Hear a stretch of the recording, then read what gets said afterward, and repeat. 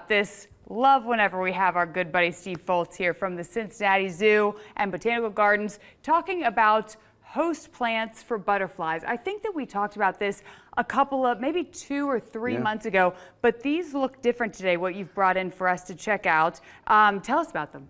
Well, I guess the big thing about, if you want butterflies in your yard, you need 2 things. Okay. You need the host plant, okay. and that's, believe it or not, there's a little caterpillar that's going to turn into a beautiful butterfly. I wonder if they could get that. Okay, how about that? It's pretty small, but the whole point is if you have the host plant for the caterpillar to eat, then it grows up to be a big, beautiful butterfly.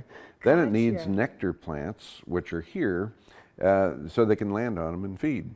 So it's kind of a nice little cycle. Yes, okay, absolutely. So you're saying that they kind of will attach themselves to the host plants and then they'll continue to stay around as for the nectar and everything. Right. Okay. Once they turn into the butterfly, then they need the nectar. Okay. So plants like there's Phloxgena, there's Verbena, which is a really good one, and Liatris. These are all just good nectar plants for butterflies. So if you have these, butterflies will come to your yard.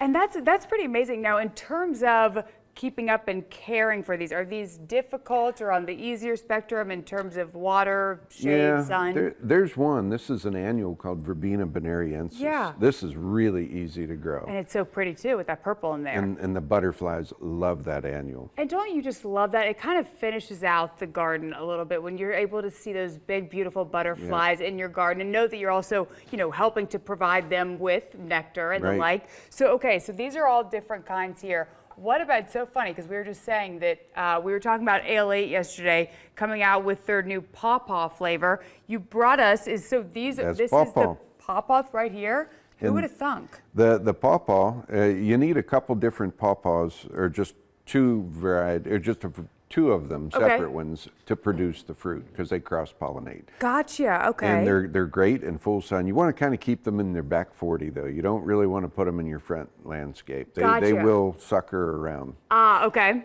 But when they fruit like that, it's just, they're very quick and they'll ripen and then they're gone. Right, that's what you were saying. It's hard to keep in that perfect flavor for forever, and then kind of once they're done, they're done. And that's the host plant for the zebra swallowtail, which is really neat. It's like a white and black swallowtail butterfly. Oh, wow. So that not only do you get a good flavor of L8, but you get the host plant for the zebra swallowtail. I love that. And again, for whatever reason, I was not too familiar with pawpaw, but now we know. And what's this here? This is a native vine called, pipe vine. Okay. So pipe vine, they have little pipe flowers. So it's not the one that you see right now that's a weed that has the white flowers all over. Okay. This is a nice contained vine. Yeah. But you need that for the pipe vine swallowtail. So if you don't have pipe vine, you can't have the pipe vine swallowtail. Okay. And again, that's the little guy that's feeding on.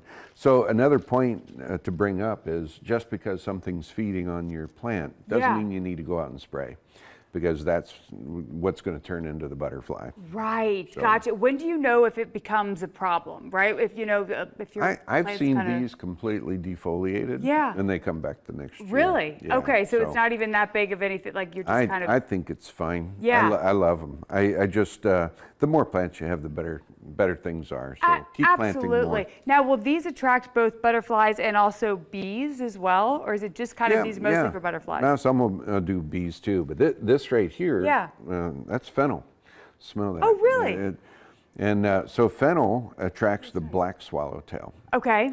And it's, a nice herb for your garden. So dill and fennel, those are really good ones for, your garden, but also to bring in a butterfly. Absolutely. I love that so much. Okay, so I think that we covered all of the bases. Do you have any classes or anything going on right now or in the future coming up? Yeah. Or are you just busy enough as we're busy enough. We've got our big bear exhibit we're working on. And, but we do have brochures, and these will help out picking the plants that we just talked about. I literally have this brochure in my living room right now. I'll go out on the deck and I swear I'll just keep reading the same thing over and over. But just because, again, there's so much that you guys provide in terms of, you really break it down, I think, and make it really easy. And I mean, even for someone who did not have a green thumb at all, I now have like a blossoming garden upon my deck, thanks to you.